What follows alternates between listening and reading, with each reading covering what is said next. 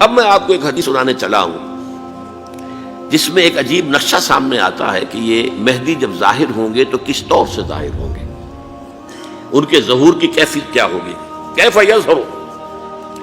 یہ روایت ہے حضرت ام سلمہ سے رضی اللہ تعالی عنہا، حضور کی زوجہ محترمہ ہیں، فرماتی ہیں ام سلمہ عن النبی صلی اللہ علیہ وسلم قال یکون اختلاف عند موت خلیفۃ۔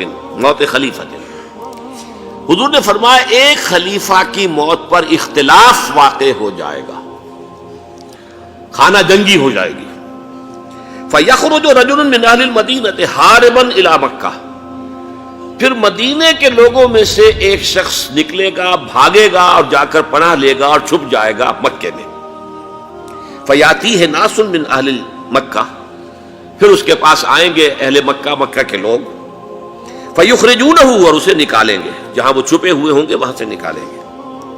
وَهُوَ كَارِهٌ، اور وہ بالکل اس کو پسند نہیں کر رہے ہوں گے، نہ وہ خواہش مند ہوں گے کہ ان کے ہاتھ پر بیعت کی جائے، نہ وہ یہ چاہیں گے کہ وہ میدان میں آئیں اور ان کو جو ہے اپنا لیڈر مانا جائے۔ وَهُوَ كَارِهٌ فَيُبَايِعُونَهُ بَيْنَ الرُّكْنِ وَالْمَقَامِ، لیکن لوگ جو ہے پھر اصرار کے ساتھ ان کے ہاتھ پر بیعت کریں گے رکن اور مقام کے درمیان۔ رکن وہ کونا ہے خانہ کعبہ کا جس میں حجر اسود لگا ہوا ہے، اور مقام ابراہیم جو ہے، ان دونوں کے مابین جو یہ علاقہ ہے یہاں پر وہ بیعت ہوگی۔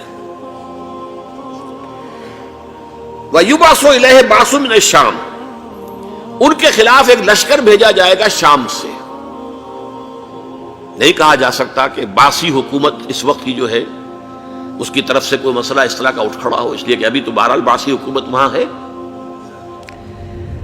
فَيُخْسَفُ بِهِمُ بِالْبَيْضَاءِ بَيْنَ مَكَّةَ وَالْمَدِينَةِ، لیکن اللہ تعالیٰ اس لشکر کو مکے اور مدینے کے درمیان وادی بیضاء میں دھسا دے گا، زمین کے اندر پورے کے پورے لشکر کو۔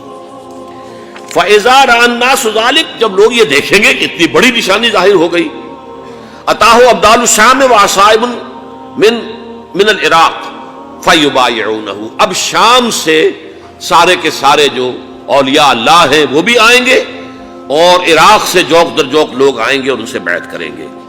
وَيَعْمَلُ فِي النَّاسِ بِسُنَّةِ نَبِيِّهِمْ، پھر وہ عمل کریں گے لوگوں کے مابین، حکومت کریں گے اپنے نبی کی سنت کے مطابق۔ وَيُلْقِي الْإِسْلَامُ بِجَرَانِهِ، اور اسلام اپنی گردن زمین پر ٹکا دے گا۔ وَالْأَرْضَ فِي الْأَرْضِ، زمین میں۔ فَيَلْبَسُ 7 سنین، پھر وہ 7 برس تک حکمران رہیں گے۔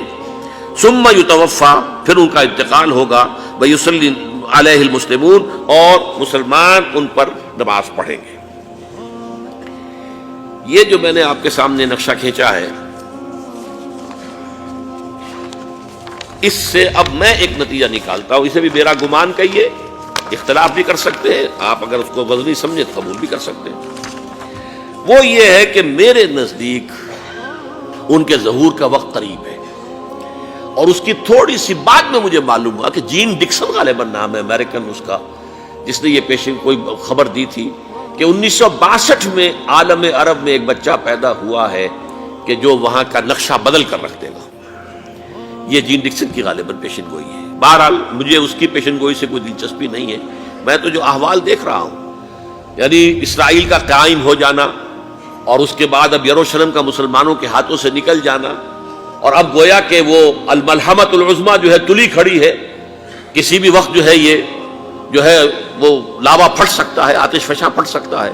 تو یہ تمام حالات ایسے ہیں کہ جن کی وجہ سے میں سمجھتا ہوں کہ ایک تو جو قرآن مجید کے اشارات میں نے آپ کو بتائے، 14 صدیاں، 14 دن میں چاند کا پورا ہونا، والقمر اذا اتسق، 14 دن میں 14ویں کا چاند۔ اسی طرح اب یہ 14 صدیوں کے بعد یہ صدی جو 15ویں صدی ہے، یہ در حقیقت ظہور امام مہدی کی صدی ہے۔